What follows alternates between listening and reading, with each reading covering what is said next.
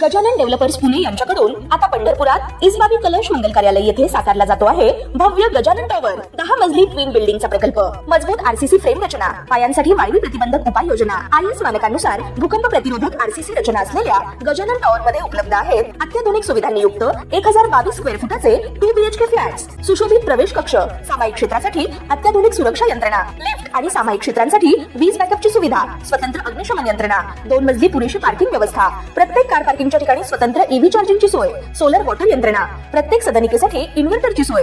इसबाबी कलश मंगल कार्यालया शेजारी साकारल्या जात असणाऱ्या गजानन टॉवर मध्ये आजच आपला हक्काचा आणि आधुनिक सुविधांनी परिपूर्ण अलिशान फ्रीसाठी संपर्क क्रमांक 7677700025। ताज्या घडामोडी पाहण्यासाठी PVN म्हणजेच पंढरी वार्ता न्यूज या चॅनलला सबस्क्राईब करा।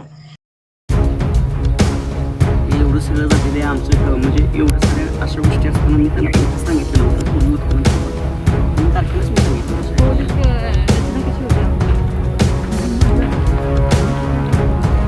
तुमच्या कालखंडामध्ये काय भौगोलिक परिस्थिती काय होती, आपण 15 कितीला टाकलेले त्याला वर्कआउट किती आपली नाही। हा जो तलाव झालेला आहे ह्याचं पूर्वी जाईल आता ते तुम्ही पत्र दिलेलं आहे जय म्हात्रेंना, तुम्ही पत्र दिलं जय म्हात्रे त्याच्या अगोदरच्या उत्खननाचं जय म्हात्रेंना, तेव्हा तुम्ही ताबा दिलेला आहे ग्रामपंचायत तारखी संबंध येणार नाही। हे चालू ठेवायचं का बंद ठेवायचं हे तुम्ही मला लेखी द्यायचं। महसूलच्या लोकांनी तलाठी भाऊसाहेब आणि सर्कल भाऊसाहेब आणि तुम्ही पण शाखा अभियंता, तुम्ही सर्वांनी उपअभियंता तुम्ही लेखी द्यायचं हे काय सिच्युएशनला आहे आणि चालू ठेवणं योग्य आहे का अयोग्य, तर 20 फुटावर खाट आहे। पहिली पूर्वीची तलावाची द्यायचं तर असेल पूर्वीच्या त्या ऑर्डर आणि पूर्वी तुम्ही ताबा दिलेले दोन्ही पत्र सांगायचं लाभाच्या मालकीचं तलाव आहे आणि महसूलचं काम आहे ते उत्खनन। या प्रमुख मागण्या कलेक्टर साहेबांच्या ज्या आहेत, प्रमुख जे काही 1 ते 36 मुद्दे आहेत त्याच्या अनुषंगानं तुम्ही आता बसतंय का त्याच्यामध्ये, बसत असेल तर वेद आहे का अवेद आहे?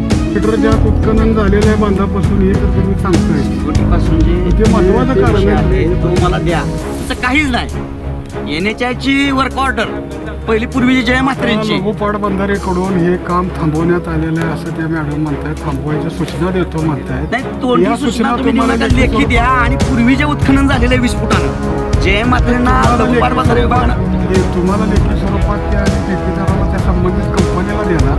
हां, तुम्ही एक प्रत तुम्हाला देणार। आता आज माझं असं मत आहे त्याच्यामध्ये जे काही दिलेलं हे त्याच्या अनुसरून हे सगळं त्याला धरून काम करावं। आता आपण आहोत पंढरपूर तालुक्यातील खेड वळवणी या ठिकाणी असलेल्या लघुपाट बंधारे विभागाच्या पाझर तलावाच्या ठिकाणी वास्तविक पाहता पाझर तलाव निर्मिती करणे, त्या पाझर तलावाचं जोपासन करणे, वेळोवेळी त्याची डागडुजी करणे यामागचा हेतू हा जलसंधारण विभागाचा किंवा लघुपाट बंधारे विभागाचा एकच असतो की त्या परिसरात जी शेती आहे, जी शेती पाण्यापासून वंचित आहे त्यांना पाणी पुरवठा त्या शेतीला तिथून करता यावा, पिण्याच्या पाण्याची कदाचित सोय व्हावी या हेतूने लघुपाट बंधारे विभागा हा कोट्यावधी रुपये खर्च करून अशा पद्धतीचे पाझर तलाव किंवा छोटे छोटे तलाव तयार करत असतो। आज पंढरपूर तालुक्यातील या खेड वळवणी या ठिकाणी असलेल्या या पाझर तलावाच्या ठिकाणी शेतकरी चळवळीतील एक आक्रमक कार्यकर्ते म्हणून ज्यांची ओळख आहे असे राहुल पवार हे उपोषणाला बसलेले आहेत आणि या ठिकाणी जो पाझर तलाव आहे त्या ठिकाणी 5000 ब्रासचा उपसा करण्याची आत्ता सद्यस्थितीला परवानगी देण्यात आलेली आहे। परंतु त्यांचा आरोप असा आहे की यापूर्वी या तलावातून खूप मोठ्या प्रमाणात उत्खनन झालेलं होतं, जवळपास 25 ते 30,000 ब्रास हे उत्खनन यापूर्वीच झालेलं होतं, त्यामुळे तलावाची परिस्थिती वाईट झालेली आहे आणि त्याचबरोबर तलावाचा जो बांध आहे त्या बांधालगत देखील मोठ्या प्रमाणात उपसा झालेला असताना सद्यस्थितीमध्ये मोठ्या प्रमाणात पुन्हा मुरुम उपसला जात आहे आणि त्यामुळे या तलावाचा जो मूळ हेतू आहे किंवा तलावाची जी स्थिती आहे त्याला खूप मोठा धोका पोचण्याचा निदर्शनास आणून देत उपोषणाचा मार्ग अवलंबलेला आहे आणि याबाबत कठोर कारवाई केली जावी।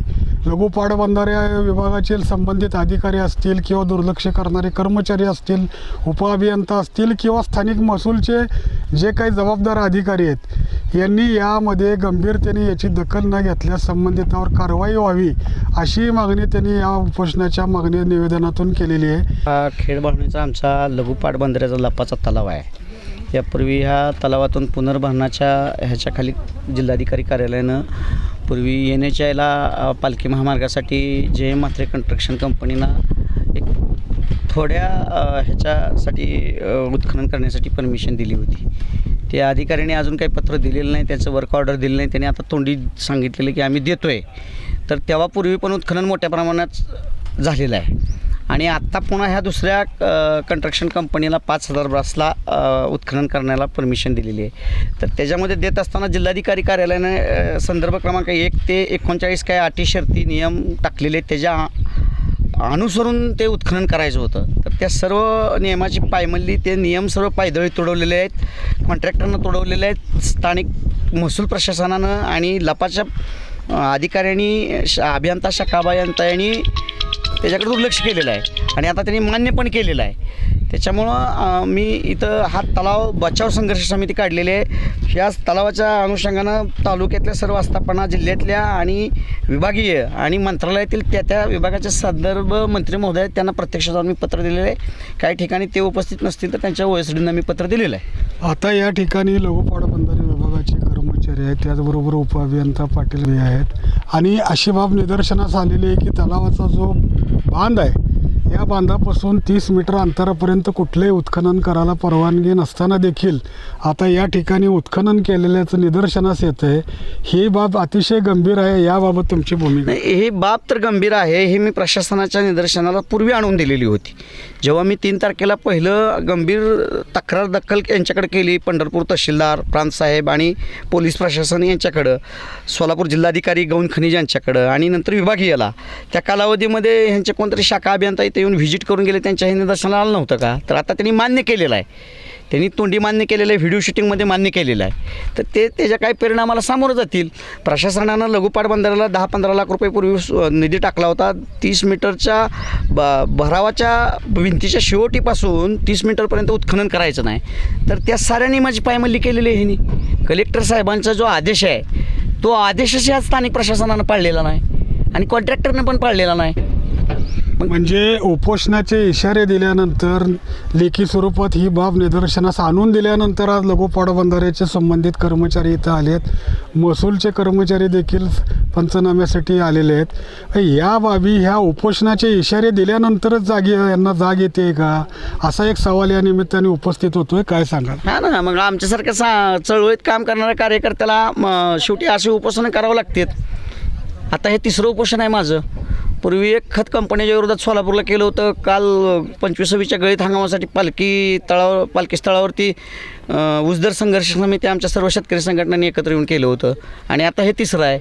मग हे नैतिक अधिकार आहे आमचा की हे आम्ही गांधीगिरी मार्गाने हे आंदोलन फोडून येतोय, उपोषण फोडून येतोय. काय, परंतु ही बाब इतक्या गंभीर प्रमाणात अधोरेखित होत असताना, स्वतःहून कार्यवाही संबंधित प्रशासनाने करणे गरजेचे असताना तुम्हाला निवेदनं द्यावी लागली, पाठपुरावा करावा लागला आणि तरीही दखल घेतली गेली नाही म्हणून आज उपोषणाला बसावं लागतंय.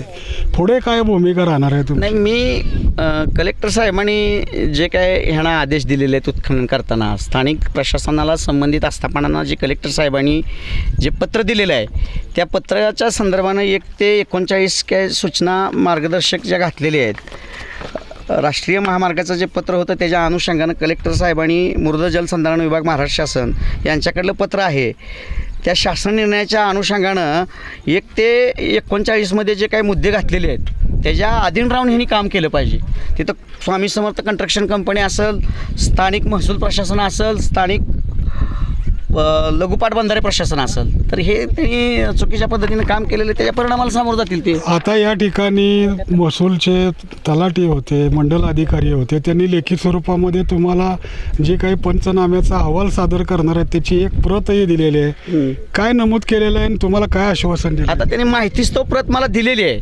महसूलच्या लोकांना देता आलं नाही, त्यांनी मला दाखवलेलं आहे काय कसं झालेलं, त्याचे पंचनामा चुकीच्या पद्धतीने झालेलं आहे, ते केलेलं आहे. आणि लघुपाट बंधारेचा टेक्निकल विषय तो त्यांनी पण मान्य केलेले, त्यांचं चालू आहे, ते देत आहेत आता. पण त्याच्यावर मी समाधानी नाही. ह्या सगळ्या गोष्टी झाल्या पाहिजेत. जेव्हा का पूर्वी JM म्हात्रे कन्स्ट्रक्शन कंपनीला तुम्ही उत्खनन करायला परमिशन दिली तेव्हा त्या तलावाची भौगोलिक परिस्थिती काय होती, रेखांश अक्षांश त्याची काय परिस्थिती, ताबा देताना लपानं महसूलनं कसा दिला होता आणि त्याच्यानंतर किती उत्खनन झाले आणि ते रेकॉर्ड देऊन पुन्हा आत्ता ह्यांना देताना ताबा काय स्थितीत तलाव होता हे सगळं बघितलं पाहिजे ना हो. आज हे एवढं मोठं ओव्हरलोड चाललं हे खेडबाळवणीचा चौक ह्या 25 गावाची लोक या रोडवरून जात आहेत. हे सगळं ओव्हरलोड चाललेलं आहे. एकूणच राहुल पवार यांनी अनेक मुद्द्यांकडे लक्ष वेधलेलं आहे. जवळपास मागील कालावधीमध्ये 25,000 ब्रास इतका मुरुम उपसा इथून झालेला आहे आणि आता पुन्हा नव्याने 5,000 ब्रास उपसा होतोय. आणि या ठिकाणाहून जे रस्ते आहेत त्या रस्त्यांवरून ओव्हरलोड गाड्या भरभरून नेल्या जात आहेत. परंतु उपोषणाला बसल्यानंतरच याची दखल घेतली गेली असं एक चित्र सद्यस्थितीत दिसून येत आहे. जिल्हाधिकाऱ्यांना पत्र दिलेलं होतं, उपोषणाचं त्यांनी एक नोटीस दिलेली होती आणि आज उपोषण सुरू केलेलं आहे. लघु पाटबंधाऱ्याचे संबंधित उपअभियंता देखील या ठिकाणी उपस्थित आहेत. त्यांनीही देखील आता या ठिकाणी पाहणी केलेली आहे. त्यांच्याही निदर्शनाला बाब नक्कीच निदर्शनास आलेले आहे की जो बांध आहे त्याच्यापासून 30 मीटरच्या आतच उत्खननसुद्धा झालेलं आहे. आणि असे असताना आता लघु पाटबंधारे विभाग, वरिष्ठ अधिकारी, संबंधित महसूलचे अधिकारी हे काय कार्यवाही करतात आणि उपोषण करतील राहुल पवार यांची जी काही गंभीर मागणी आणि त्यांनी जी काही अधोरेखित केलेल्या गंभीर बाबी आहेत याची कितपर्यंत दखल घेतली जाते हेच आपल्याला पाहावं लागेल.